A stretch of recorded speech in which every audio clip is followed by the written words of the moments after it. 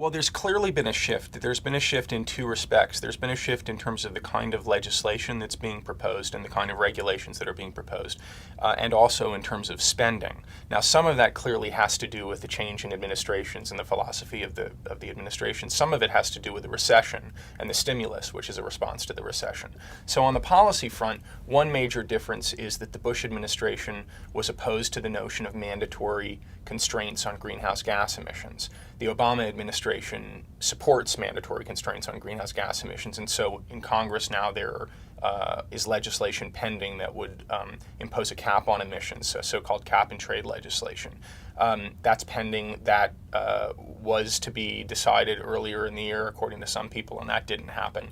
Probably not much of a surprise because it's a huge, incredibly complicated, incredibly controversial piece of legislation, but that's there. That marks one shift. Another shift is in the regulatory area. So, for instance, the Obama administration has proposed tougher automotive fuel economy regulations. Now, the Bush administration was doing some of that, but the Obama administration is carrying that forward. There's clearly a more pro-regulatory bent on these issues in the Obama administration. And then, beyond regulation, there is the perhaps more immediately consequential issue of the stimulus.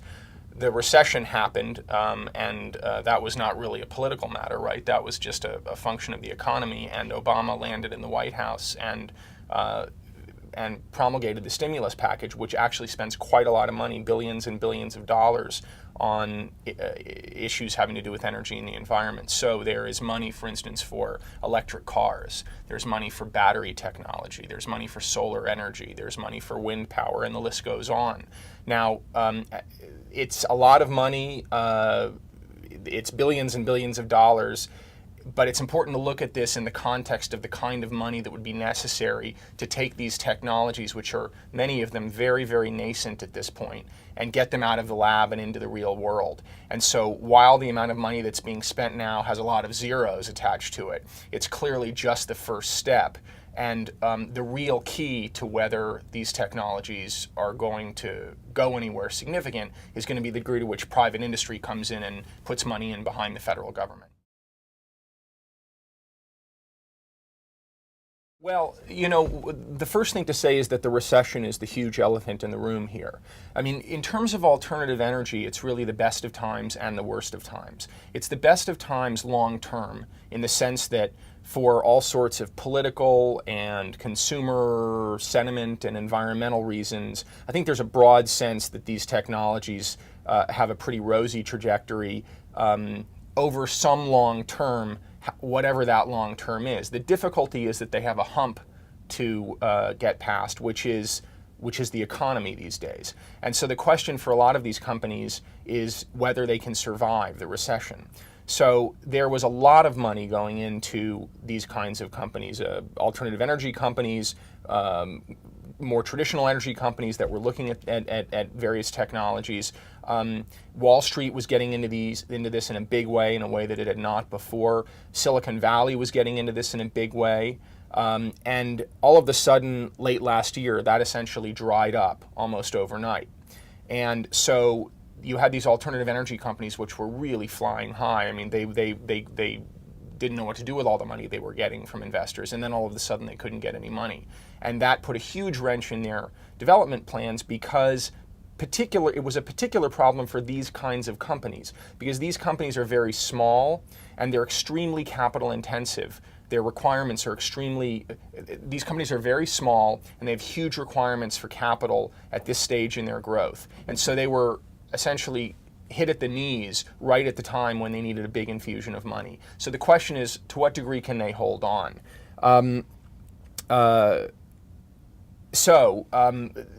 is starting to change. There is starting to be some more money coming into these companies. And again, I think that long term, there is sustained interest on the part of Wall Street and on the part of Silicon Valley and on the part of government in promulgating policies that's going to lead private industry to invest. But the question is, who's going to be filtered out in the meantime? So the sector that really has experienced the biggest growth is the wind power sector. In fact, last year, wind was among the fastest growing sources of new electricity power in the US, a really astounding change given what had happened historically where fossil fuels were the sources that continue to grow. Now, again, it's important to see that it's huge growth incrementally, but it's huge growth off of a relatively small base. And so if you look at wind power, which again is really the most commercially viable of all the alternative technologies, wind power still, despite that growth, provides about 1.5% of electricity power in the US. So it's important to keep that context. Fossil fuels globally provide about 80% of energy, and predictions are that in 25 or 30 years, they're still going to provide about 80% of global energy. Now, there's noise in there, which has to do with policies and investment, but it's important to keep that as the big picture. So anyway, one technology that's growing very rapidly is wind.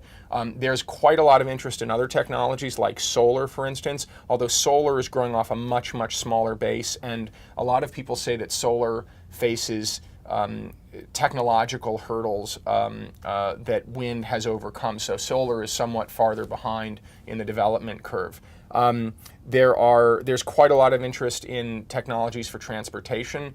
I mean, we hear quite a lot about plug-in hybrid cars. We hear a lot about electric cars. Again, there need to be clearly, particularly with electric cars, full electric cars, there need to be technological developments. There's also, I think it's important to say too, that while there's quite a lot of attention paid to alternative technologies, there's a lot of interest and perhaps even more potential for energy efficiency. That is, not inventing new ways to produce energy, but figuring out how to consume the energy that we've already got, that is fossil fuel energy, more efficiently. And there are great strides being made into the technology there, and quite a lot of money is going into that. So things like more efficient engines, things like more efficient turbines for power plants, the whole 9 yards. And anyway, there's quite a lot there.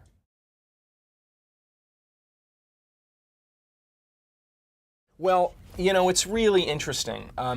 Clearly there is a change in sort of the zeitgeist about things environmental. There is clearly a rising consumer consciousness about environmental issues, and all you have to do is look, for instance, in the market at the degree to which companies think it now behooves them to market to consumers things with a green tinge. So, for instance, Timberland and Patagonia now count the carbon emissions.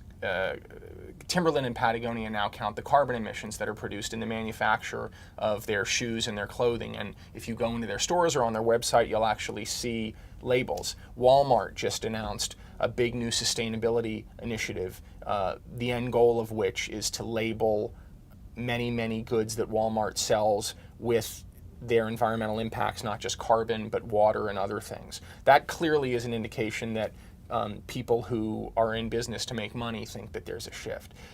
However, if you look at what mainstream society is willing to do in terms of changing its behavior, there's a disconnect between expressions of environmental commitment that you see in polls and willingness to spend more on things that are more environmentally oriented, which usually cost more. It was really interesting to see what happened a couple. Let me just think again about timing. It was fascinating to see what happened a couple of years ago when gasoline went to $4 a gallon. There was a massive change in Americans' buying patterns on car dealers' lots. So SUV sales tanked, and sales of smaller trucks and smaller cars suddenly soared. And that wreaked havoc on Detroit. It frankly wreaked havoc on other automakers as well, like Toyota. Almost all major automakers in this country depended on trucks. Suddenly there was a big shift in consumer buying patterns. Now, was that because consumers suddenly felt green? I don't think so. I think it was because suddenly consumers felt the lack of green in their pockets. They suddenly felt like gasoline was something they had to consider, and they wanted to buy things that consumed less of it. Now fast forward to the current situation where gasoline is now down to around $2 a gallon, and those buying patterns have somewhat shifted back. So if you're assessing the degree to which there's a permanent change in Americans' buying patterns by what cars they buy, there doesn't appear to be. The point is we like big cars in this country, and it appears we'll continue to buy those cars if we think that it's affordable to do so. So at the end of the day, this is really a pocketbook decision for most Americans, and so the degree to which these kinds of shifts hold, I think, will depend on where prices go, and that's partly an issue of where the market goes itself, and it's partly an issue of where government policy pushes the market. Well, first of all, I think there is amazing. First of all, I think it's amazing how little many people know about basics about energy. Not because people are ignorant, but because people really haven't had to care about it before. So we've asked questions, for instance, about where does energy come from? And surprisingly, a large number of people think that solar energy accounts for a huge chunk of our energy in this country. In fact, it accounts for an infinitesimal slice of our energy. But the reason people say that probably is that there's quite a lot of discussion about solar energy. So the first thing to say is that it's difficult to have a rational discussion about what needs to happen when people don't have basic information about what the current situation is. Now, to your point about appliances, yeah, I mean, again, I think people tend to like the sexy rather than the boring. And so people tend to think that the solution for our energy crunch is simply to put solar panels on the roof or an electric car in the driveway. And in fact, there are a lot more subtle things that people can do that are probably a lot more affordable at this point, like appliances that are more efficient, like putting caulking and insulation in your house to plug up holes, like driving your car, your existing car, in a way that is less consumptive. That is not changing the car at all, just changing the way you drive it. Slight changes in behavior and slight changes in how we use seemingly small things that when put together can have quite a large effect. The thing is, though, that those sorts of changes don't telegraph to your neighbors and to the world that you're green. They're subtle and they're often invisible. And so there's a difference between wanting to be seen as green and wanting to do things that are environmentally significant.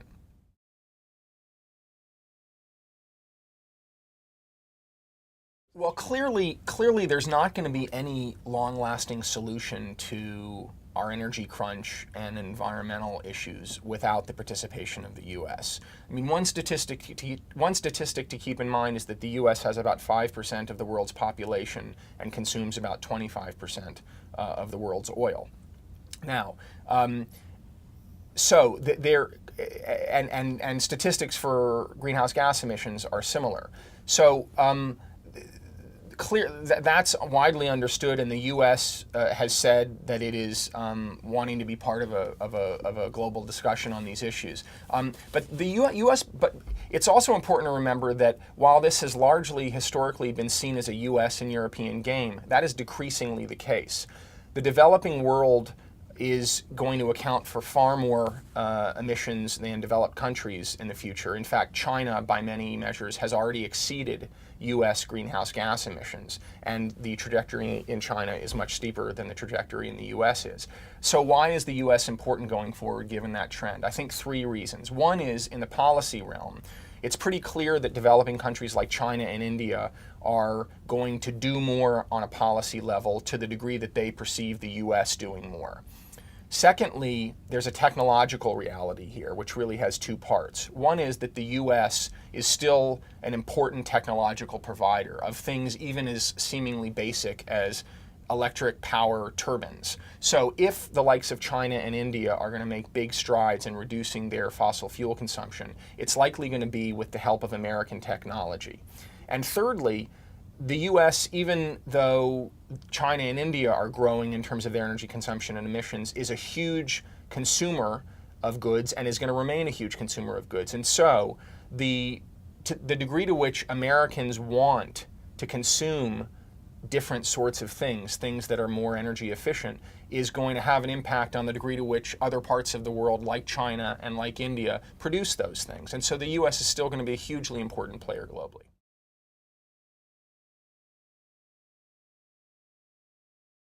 Look, these negotiations are hugely complicated. There have been a series of meetings over the past several years, and there's been a really consistent subtext to all of these meetings, which is that no one wants to. Let me just start. Sure. I mean, these issues are hugely complicated.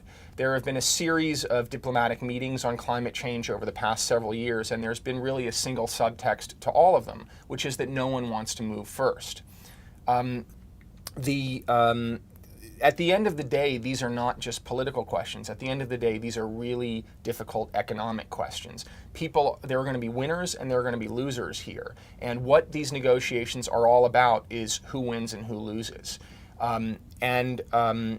So one issue is, does the US move first, or does China, for instance, move first? I think it's important to keep one thing in mind, which is that these issues of climate change politics, whether domestically in the US or globally, are often construed as issues of ideology or issues of partisanship. And I think that's probably too simplistic a way to look at it. At the end of the day, these are issues about regional economic realities. So within the US, whether you're a Democrat or a Republican, how you feel about cap and trade policy probably depends more on whether you're from an area that produces coal or whether you're from an area that produces nuclear energy than it does on whether you're a Democrat or a Republican. And the same dynamic is true globally, which is why you have some of the biggest economies in the world, which are extremely coal-dependent economies, economies that have huge domestic stores of coal: China, Germany, the U.S., and the list goes on. And domestic industry in those countries is very, very wary of its leaders going too far out ahead, doing things that it perceives as too aggressive. So I think it's important when you watch what's going on politically in Washington or around the world, to keep in mind that at the end of the day, these are really important economic issues. And probably there is not going to be one grand global agreement that everyone signs on to and joins hands and sings Kumbaya and then the world is fine. Probably it's going to be a lot messier than that. Probably there's going to be some agreement that will iterate over time where countries do kind of their own thing and they exert subtle pressure on each other to do a bit more of their own thing. But there is not going to be probably one piece of paper that's signed that is going to solve all these problems, because frankly, we don't know at this point how to solve all these problems. And it's going to have to be, I think, a sense that there's some good faith that people are in this to whatever degree they can be in this and willing to move.